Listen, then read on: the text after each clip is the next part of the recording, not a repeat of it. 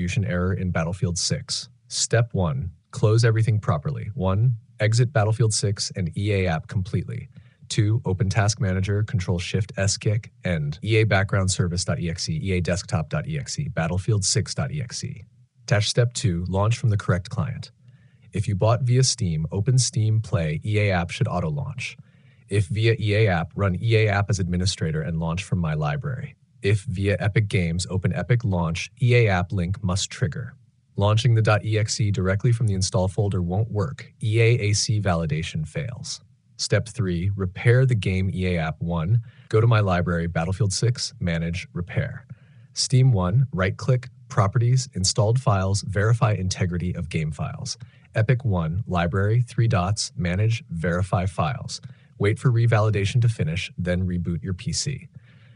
Step 4. Reinstall EA anti-cheat.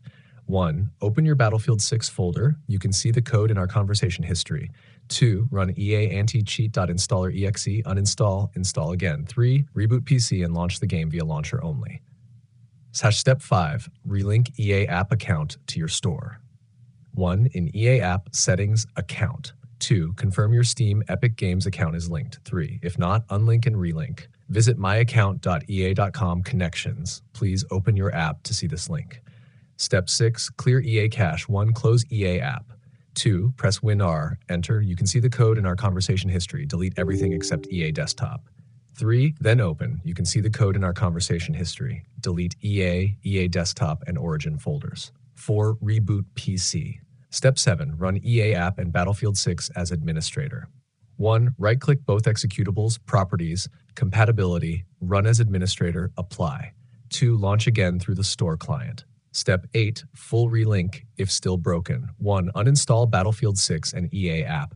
2. Delete the EA app folders in %program data, %app data, %local app data. 3. Reinstall EA app, then reinstall Battlefield 6 from your store.